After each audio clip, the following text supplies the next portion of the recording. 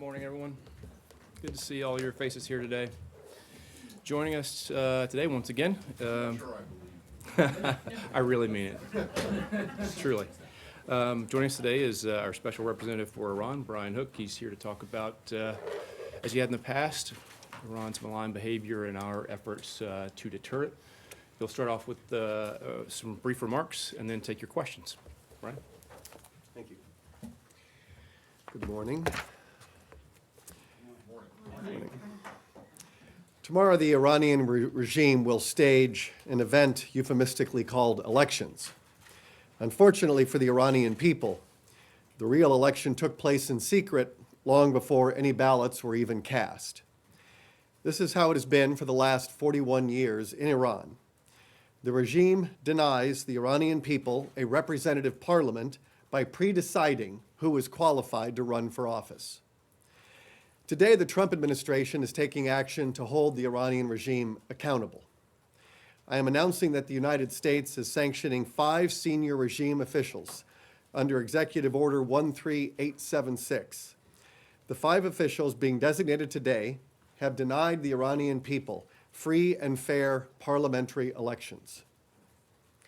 This includes Ahmad Jannati, the Secretary of the Guardian Council, as well as Mohammad Yazdi, a senior member of the council and former head of Iran's brutal judiciary. We are sanctioning 3 other officials who serve on the Guardian Council's Central Committee for Election Supervision. Together, these 5 officials oversee a process that silences the voice of the Iranian people, curtails their freedom, and limits their political participation. Any Iranian who wants to run for office must first be approved by the Guardian Council and its Committee for Election Supervision. The Guardian Council is led by a group of 12 unelected clerics and so-called legal experts. They decide who gets on the ballot. They are the ones who really get to vote in Iran. For the elections tomorrow, the Council denied more than 7,000 candidates the right to participate in the election. They also disqualified 90 sitting members of Iran's parliament for running for re-election. The chairman of the Guardian Council is Ahmad Jannati. He is a 92-year-old cleric.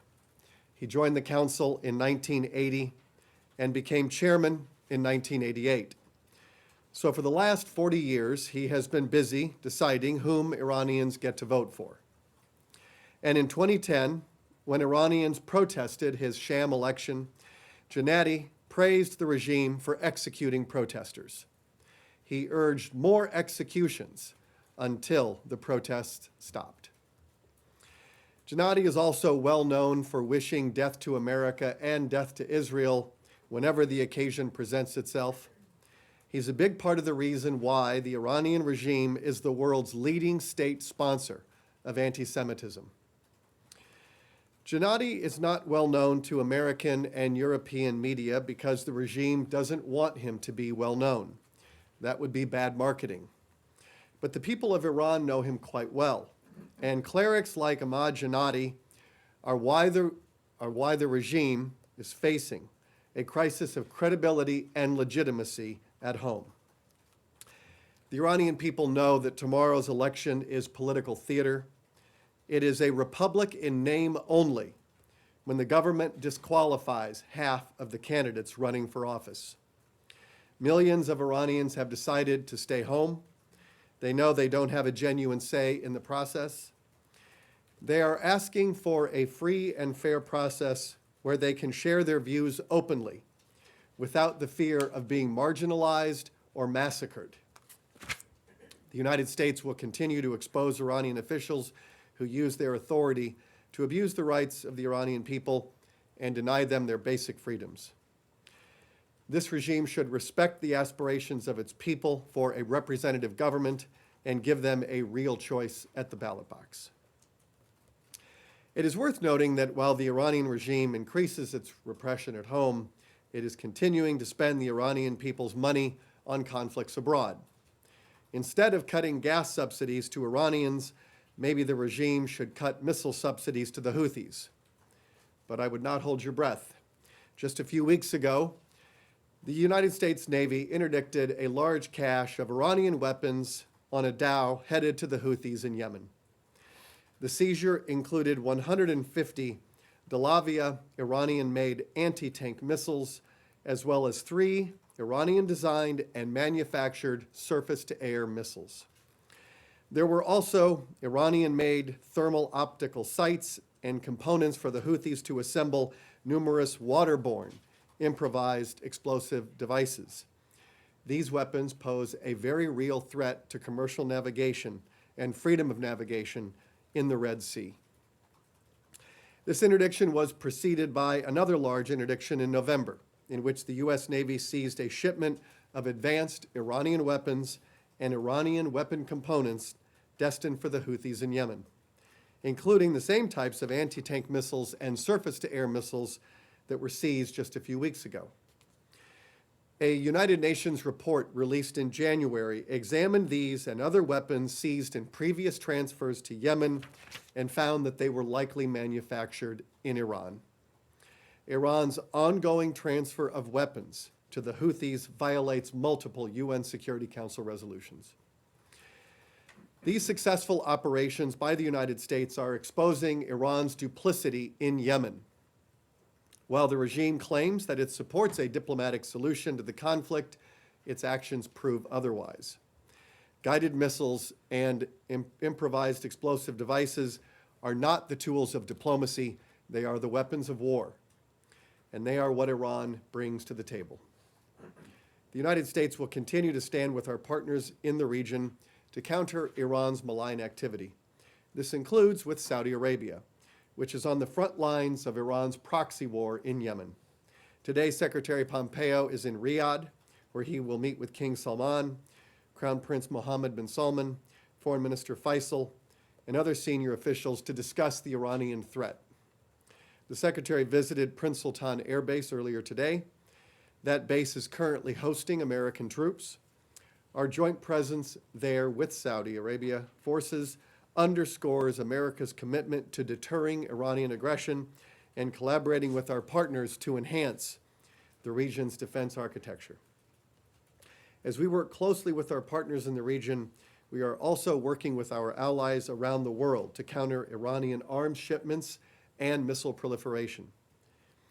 The international community should apply more pressure on Iran until it stops providing arms, training, and funding to proxy groups in the gray zone. This includes by acting to extend the UN arms embargo on Iran, which under the Iran deal expires in October. Lifting Security Council restrictions on Iran's ability to provide weapons to terrorist groups or militias will undermine peace in the region. It will embolden Iran, allow it to grow its arsenal even further, and deepen its role in ongoing conflicts. Happy to take a few questions. Yeah, so on today's sanctions on the Guardian Council, these guys have never been, are not under current sanctions? No, they're not. How has that happened if they're Well, responsible for the president signed in June of last year an executive order that imposed sanctions on the Supreme Leader and the Supreme Leader's office. And so we have used that authority a number of times. It was under that authority that we were able to target a number of officials, including Javad Zarif, the head of Iran's judiciary, Abraham Raisi, and the Secretary of the Supreme National Security Council, Ali Shamkhani. So we've been making good use of this new authority. So we've designated those in the past, and we've now added 5 today. Okay. And then these sanctions are the same, the asset freezes? Yes. But Yep. these guys don't have any assets in U.S. jurisdictions, right? So Well, that, do you know that? I don't know, but it's a pretty, I think it's a So pretty safe Iran is- assumption that that Iran is a- 92-year-old head of the Guardian Council doesn't exactly, have a Citibank account or something like that. Well, Iranians have assets around the world, and so where those assets are located, anybody who has those assets should freeze them. Can I just ask on the embargo situation? Are you now saying that what you're trying to do is just extend the embargo and not go for snapback? As you are well aware, there is growing impatience among certain people in this town who are not well disposed to the nuclear deal, uh, impatience that you guys are not trying to invoke or not yet moving to snap back all of the UN sanctions. So my question is that still an option? Do you, invoking snapback, or are you just looking to extend the arms embargo after October? Well, we, even before the Europeans had announced that they would be doing the dispute resolution mechanism, we had already begun notifying publicly the dangers of letting this expire. And so our decision on this to renew the arms embargo and the need to renew it predates the E3 doing the dispute resolution mechanism, so I wouldn't necessarily connect those. What I'd say in answer to your question is what the president has said in early January, that he would like to see the members of the Iran nuclear deal join our effort and leave the deal and then join our effort to get a new and better deal that will address not just the nuclear program, but also the missiles and the regional aggression and the hostage taking. And so now that Iran has violated the nuclear deal, I think 5 times now, that caused the Europeans to invoke the dispute resolution mechanism, there isn't much left of the deal to preserve. It's going to start expiring in October, and the regime has violated it many times. We're enjoying some very good success with our foreign policy, denying the regime the money that it needs to fund its proxies at the levels that they're accustomed to and to fund its own operations. So we think that more nations should join our foreign policy, and the president's called for that. Thank you. Brian, when you say that the election has been decided in secret in the last 41 years, is this, do you have like tangible evidence of that? And does this include also like what they perceive as moderate presidents like Khatami and the rest? And if there's any specific evidence about this current election, I know it's not presidential, it's council. Well, the Guardian Council has been disqualified. This is not the first time the Guardian Council has disqualified candidates. This is what they've been doing on a regular basis. Gennady has been there since 1980. He is an unelected official who determines the people that Iranians get to vote for. And this is by name an Islamic Republic. And yet they disqualify half of the people who want to run for its parliament. And it's Article 6 of the Constitution that sets forth that the country's affairs must be administered by reliance on the public vote and through elections.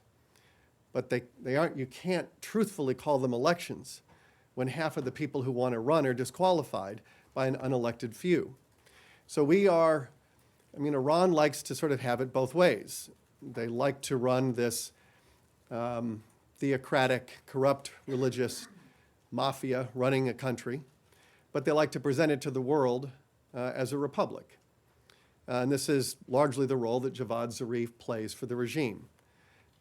It was interesting to me to note that I did this Google search last night on search results, and under Ahmad Jamadi, you get about 69,000 search results, and under Javad Zarif, you get over 4 million. And this is the way the regime likes it, because it likes to present a face of the regime that is very pleasing to Western audiences. But the beating heart of the regime are men like Ahmad Gennady. Hi. Can I ask about the humanitarian channel that you guys have announced a while ago? You said at the time that you were talking to other companies and countries. Has there been any further shipments? Has anybody else used that channel to send medicine and other supplies to Iran? We were able to get the first transaction through a few weeks ago, which we were very pleased to do, getting in cancer treatment drugs. I talked about them here from the podium. We have at least 2 more companies that we are in specific talks with. We wanted to take advantage of the earlier transaction as soon as possible to test the channel, make sure it was working. And then now that I think as more companies are learning about it, medical companies and drug companies, pharmaceutical companies, there's now a lot of interest in using that channel. I had a meeting last week at Treasury with Deputy Secretary Musnich to talk through how we're doing on the next transactions. So we're going to continue working very closely together. And and you will see more transactions coming. Thank you. How do you view the meetings that members of Congress and the former U.S. officials hold with Iranian officials like Foreign Minister Zarif? And second, Foreign Minister Zarif has said that Iran will not negotiate until the U.S. lifts sanctions, and today you are imposing new sanctions. The Secretary has spoken about this. I believe the President has also spoken about it. On the first question, I have nothing to add beyond what they've said. On Do you view it helpful for the U.S. strategy or for the strategy of this Secretary this spoke about it administration? yesterday. I don't have anything to add. What was the second question? On Iran Foreign Minister statement that Iran will not negotiate before. Well, that's a choice the Iranians can make. That's a choice they've been making since the beginning of this administration. The regime has been rejecting the diplomatic off-ramps that this administration has offered for the last 2+ years. But it's not just the United States that they reject. They've rejected the diplomatic efforts of President Macron, Prime Minister Abe. A number of countries have worked to try to get Iran to choose a better path, to work with the United States to resolve our differences diplomatically. The regime seems to be committed to using military force to resolve our differences diplomatically. So our policy is very clear on that with respect to coming together. The President has said he will not pay for a meeting. And so he has said repeatedly that there will not be sanctions relief for a meeting. There are a lot of benefits that the President and the Secretary of State have made clear once we can get to a full and comprehensive agreement with the regime. But we've got to see a change in behavior for that to happen. Let's go back to third row, right there. Iran's leader Ali Khamenei and President Rouhani last weekend said they will not come to the table unless United States stops the pressure campaign. I want your comment in this. Well, I think it's a variation on what he just asked, but we have been running the same strategy since 2017 on Iran. And it has three components. It's denying the regime the revenue it needs to fund its revolutionary foreign policy and to fund its proxies, to help restore deterrence, and standing with the Iranian people. And so we are executing that strategy on a daily basis and very pleased with the results that we've had. During that entire time, we've made clear that we are very prepared to talk. But the regime has decided to choose a different course. And so we're in no hurry. We have plenty of time. And so the regime just has to decide. This is what the Secretary offered in May of 2018 in the speech. He said the regime can either behave like a normal nation or it can watch its economy collapse. And they have chosen to manage collapse. All right, Laura. Hey, Ron. Good morning.